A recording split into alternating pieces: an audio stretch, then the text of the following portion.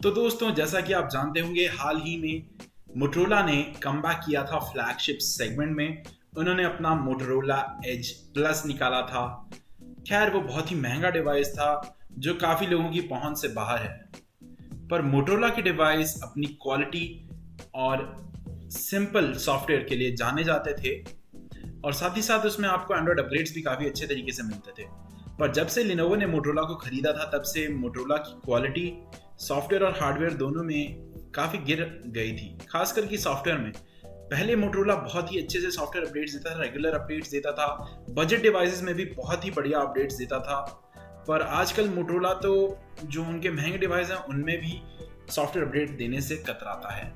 खैर, मोटो E7 एक device है। मोटरोला का जो पहला मोटो ई सीरीज का फ़ोन था वो बहुत ही ज़्यादा पॉपुलर हुआ था, काफ़ी ज़्यादा बिका था वो वाला फ़ोन। और मोटो E7 भी एक लो बजट डिवाइस है जो ऐसे लोगों के लिए हो सकता है जो हो सकता है पहली बार फ़ोन ले रहे हों या फीचर फ़ोन से अपग्रेड कर रहे हों। तो क्या क्या है इस फ़ोन की खूबियाँ?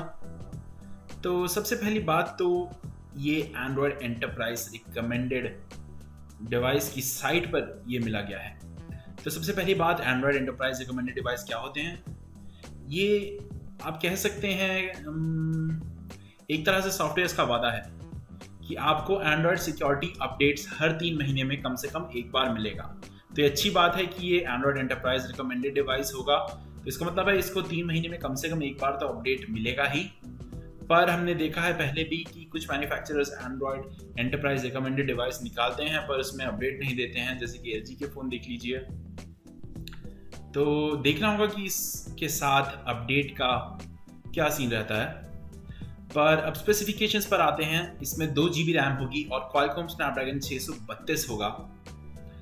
और ये एंड्रॉयड एंटरप्राइज रिकमेंडेड डिवाइस की लिस्ट पर देखा गया था, जहां पर यह भी देखा गया कि इसमें 6.2 इंच की HD डिस्प्ले होगी और इसका कोड नेम गिन्ना है।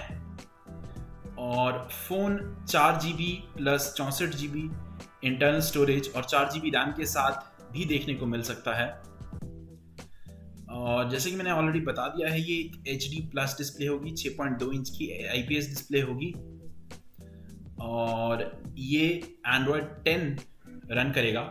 चलिए, ये तो अच्छी बात है कि अब तक का जो लेटेस्ट एंड्रॉयड वर्जन चल रहा है ये उसके साथ आएगा, एंड्रॉयड 9 के साथ नहीं आएगा।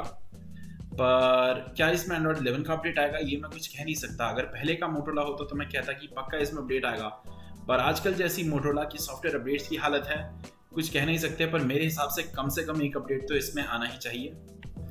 और इसमें आपको एक रेंडर भी देखने को मिला है। फ़ोन में एक वाटर ड्रॉप नॉच है और बीजल्स भी पतले हैं, जो जनरली बजट डिवाइसेस में बीजल्स काफ़ी मोटे रहते हैं। और इसके अलावा इस स्मार्टफोन में एक बहुत ही बड़ी 3550 mAh की बैटरी होगी।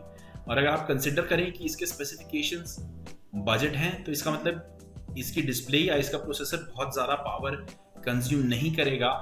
और साथ ही साथ ये 5G डिवाइस तो नहीं होगा, ऑब्वियसली 4G तक ही सीमित होगा।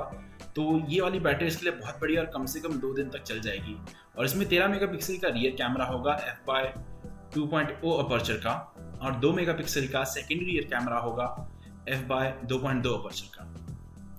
और वाटर ड्रॉप नॉच जो है वहाँ पर आपको एक 5 मेगापिक्सल का कैमरा देखने को मिलेगा f/2.2 अपर्चर का। अगर आप याद करें तो जुलाई 2019 में मोटोरोला ने मोटो E6 लॉन्च किया था और उसके बाद मोटो E6 प्लस और मोटो E6s भी लॉन्च किया था।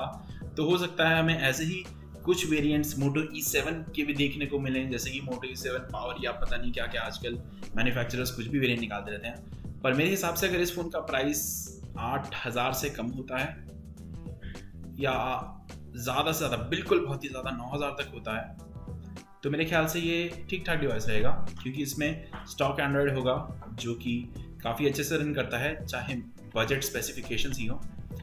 तो इस वीडियो को देखने के लिए धन्यवाद। अगर ये आपको वीडियो पसंद आई तो इसे लाइक ज़रूर करें और कमेंट करें कि आपकी क्या ख्याल हैं इस फ़ोन के बारे में मोटोरोला के। चलिए, मैं आपको मिलता हूँ अपनी अगली वीडियो में।